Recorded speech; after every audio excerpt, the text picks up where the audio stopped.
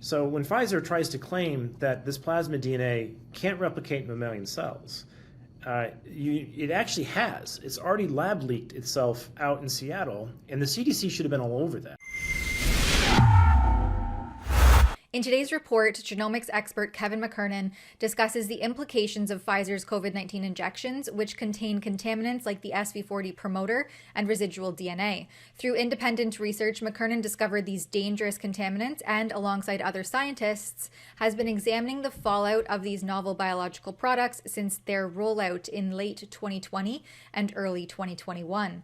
After obtaining exclusive government documents showing Pfizer's repeated assurances to Health Canada of the safety and efficacy of their injections, the response is riddled with sweeping redactions. And so I have asked McKernan to come on to fact check some of the claims and citations that have not been redacted. McKernan explains that while traditional vaccines have regulations in place to control the level of residual DNA found within the vials, the modified RNA vaccine vectors are different because they are encapsulated in lipid nanoparticles called LNPs, which protect the DNA and the RNA, preventing its degradation. So the same reason why this vaccine theoretically works is that mRNA, if you just injected it like naked RNA, it will get destroyed as well. But they've wrapped it in a lipid nanoparticle so that it can transfect the cell, and it protects the RNA in that process. So what the regulators are trying to do with this sort of hand waving is saying, well, the DNA is not it's going to get destroyed, but the RNA won't. The argument that the DNA is going to get destroyed upon injection means that, well, so will your therapy. These things co-travel. They travel together. The DNA has hybridized the RNA because the sequence matches. They're complementary to one another. It was the DNA that was used to make the RNA. When it does that, it makes a complementary strand of RNA to the DNA. So that DNA, after that reaction's done, is actually glued. They call it hybridized or hydrogen bonded to the RNA. So when you make an LNP of that, the DNA and the RNA is one unit, and it travels into the cell as one unit, and none of that half-life material matters anymore. Now, the second part of this that's particularly problematic for Pfizer is the nature of the DNA that's in there has DNA that actually drags other DNA into the nucleus. It says the SV40 promoter is one of the best known sequences to perform gene therapy. In fact, this is in a lot of the gene therapy vectors described by David Dean. And so many of the secondary arguments you'll get is, after the DNA is getting destroyed outside of the cell, when it gets into the cell, it will therefore be destroyed and not get to the nucleus. But the reality is the SV40 promoter is going to ensure it gets to the nucleus. And we know that these vaccines don't just go to the muscles. Like the muscles usually don't divide, they're non-dividing cells. We know these vaccines go everywhere, so that means they're going to hit dividing cells. And when cells are dividing, there is no nucleus. It dissolves. So regardless of whether you have an SV40 promoter or not, the DNA is going to find the nucleus during a cell division event. And at any given time, there's probably 5 to 10% of your cells that are going through cell division. So you're always going to find a cell that is in that process after transfection with these things, and that DNA is going to get to a nucleus with or without Moderna's SV40. Pfizer's SV40. Moderna doesn't have it. So these are all, I call them smoke grenades that people throw out there to try to confuse people who don't know cell biology. You hear them recited by people who should know cell biology. Paul Offit will get up there and say, oh, these will never get to the nucleus. He's just hiding the fact that cells divide, and they don't have a nucleus when they're in division, and so regardless of what type of DNA is there, it will get there. The SV40 thing, though, is particularly problematic because it's a nuclear targeting sequence, because it also binds P53, which is your tumor suppressor gene, and because it's also been published as a somatic hypermutability element. It creates mutations inside of cells. So, those three things make the Pfizer one a much more dangerous and dirtier contamination than the Moderna vaccines. Despite these concerns, Pfizer assures Health Canada that its vaccines are non-oncogenic, meaning they don't cause cancer, even though the latest package insert states that carcinogenicity and genotoxicity were never assessed. They considered it irrelevant. Pfizer claims that their shots are safe and effective, citing billions of doses given over 3 years, but it's clear that this is unsupported by proper safety analysis. Pfizer relies on a flawed conflict of interest riddled study funded by the Gates Foundation, which claims the vaccine saved more than 14 million lives using an inflated fatality rate and ignoring treatment options and natural immunity alike. They're basing these vaccines saved 14.4 million lives on complete fiction. And that really shouldn't be part of this discussion as to whether or not there is a contaminant in here. To say that we're sorry we contaminated you, but we did it to save theoretical people we can't really find. That's another misdirection, I think, that they're leading off with. While trying to sift through all of the misdirections, Health Canada had sought clarity from Pfizer regarding characterizing the size and distribution of the previously undisclosed residual DNA fragments and intact circular plasmids found within their shots. Originally, they were supposed to submit this by December 1st, 2023. Pfizer responded with that information, but almost all of it is redacted, as McKernan highlights here. The document assures you that they have looked at this DNA and it's below their limit. But when you get to the section that describes how did they look at that DNA, all of that is like 40 pages of redaction, or it's an obscene amount of black ink. Prior to that, they do all of this work citing these other papers suggesting that this DNA is non-oncogenic, it can't replicate in mammalian cells, and it's not a risk. And they cite particular citations in there. I think there were citations like 13, 14, 15, and a couple other studies, 21, 22, and 23, and another citation 7.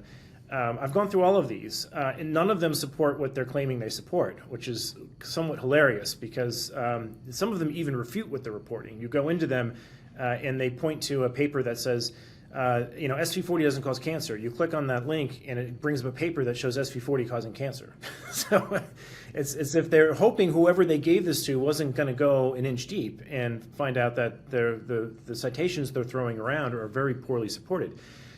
They had other citations in there that tried to claim that we have papers that tried to inject naked DNA into patients to see, or animal models to see what the integration rate was.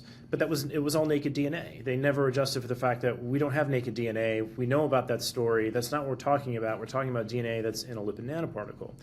And a couple of the papers even backfired on them because they pointed to papers that said, yeah, integration's very hard if you don't have a transfection reagent.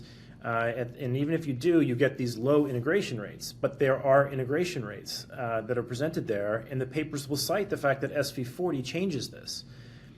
So they're providing a lot of ammo that actually argues against the document they put together, and I don't know if they don't realize that, or they're hoping that the regulators won't realize that. Yeah, so I'm going to write all of that up on a Substack that your audience can go see. If they really want to dig through all these citations, I've pulled them all out with hyperlinks so you can go through and see the text inside these documents to see that they're actually not supporting what they claim they are. They're actually proving the opposite. It's a bit of a concern that if this is the best they can come up with, it's really, really thin, and arguably is going to get used against them in court. McKernan explains that the discussion that these shots are so great and saved theoretical lives is a distraction from the contamination issue. It seems to be a common theme. Every one of the indexes they have starts with this preamble saying, we gave these to billions of people, they must be safe. These saved 14.4 million lives, don't ever question us. This DNA is irrelevant. Yet when you dig into the citations that they're using to support the irrelevancy of this DNA, they all actually speak to the opposite.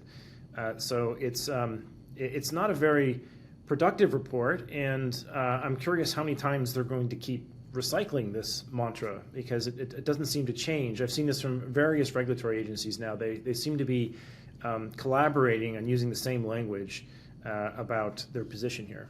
McKernan then points to the fact that an FDA lab had high school students recently confirm this DNA contamination, contradicting claims that his lab was contaminated or that he was using the wrong testing method called an assay. We have data coming from high school students who can find this. If they get inside of an FDA lab and run qubits like we've been running, they find it to be far over the limit.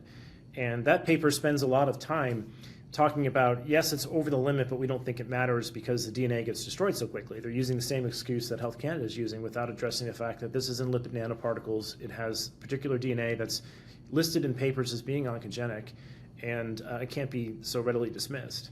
McKernan really drives home that this isn't just happening in isolation in petri dishes in a lab by pointing to evidence involving real-world situations where the contents of these injections were carried and spread outside of the lab in Seattle. The Beck et al. Paper This is a very interesting paper. It's a bombshell paper that didn't get a lot of attention, but there was a group in Seattle that was working with a cDNA 3.1 plasmid. That is the backbone plasmid that Pfizer derived their vaccine from, and it's a common plasmid that's used to do a lot of this vaccine development.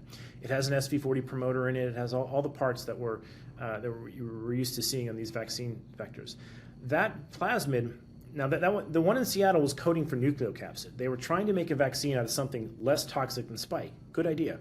And that thing escaped and infected all of the people in their laboratory to the point where their PCR tests were getting flagged. Their employees were coming down with COVID positive tests, but the tests were odd in that only the nucleocapsid assay was lighting up and not spike. So that this kind of flew a flag for them to make them dig deeper. And what they realized happened was the plasmid that they were using to make the vaccine infected all their lab staff, and it even got out to their housemates. So this left the laboratory. It leaked.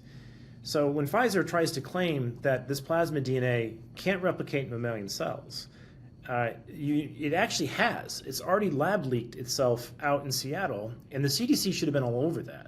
So there's a case right there where in a real-world example of people using this plasmid that we know is contaminated in the vials is moving to other people. Now, the ones in Pfizer's vials are probably more broken up and harder to transmit, I'll give them that, but they do have the components in there, the SV40 mammalian origin of replication, such that if any single plasmid is left in a vial, I'm not saying they all have fully intact plasmids, most of them have been treated with DNase and are degraded. Our question and concern is that we have seen a really wide variance of how much DNA is left in these lots, like 800-fold to 1,000-fold. That tells me the manufacturing is so out of spec that there probably is full-length plasmids that are intact in some of the vials that we just haven't come across yet. And those are going to make their way out into the population and spread. So they can't say this stuff doesn't spread. The plasmid components they have in there are designed to spread. Putting the massive public health catastrophe of the unmitigated spread of genetically engineered pathogens aside, McKernan explains the future of his work, not only with cancer, but also with getting the attention of IRBs, that's institutional review boards, to finally get some oversight and perhaps accountability. Found Pfizer's sequence in a tumor a year after vaccination of a patient who died. We're sequencing deeper to see if we can find the integration events. Right now, we've just found them with qPCR and some skim sequencing where we can see the spike sequence from their vaccine at very low levels in this tumor. It shouldn't be there at all a year after. There's others that are beginning to get IRB-approved studies done. These have been difficult to get arranged because the IRBs tend to there's probably some pharma influence on the IRB process, just like there is in the journals. And so they always want to see some peer-reviewed papers that come out showing this is something that should be studied. Those have been hard to get out because the peer-reviewed papers have been heavily silenced and censored. But there's at least 3 out now. I mean, there's the Comomer paper that's through peer review, there's the Koenig paper through peer review, and now there's this FDA paper through peer review. Our paper's been sent to 3 different journals that have all refused to send it out to peer review. The editors just screen it and gatekeep it. So we're still submitting this around the world to see who's willing to take it up. But there's now enough evidence in the peer review literature that this should be looked at and can be looked at. So I think you'll see more of those studies come through in the next administration where we don't have the administration from before that was perhaps heavily influenced by the royalty money coming into NIH. As you probably saw last week, more money just fell into the NIH's hands from BioNTech.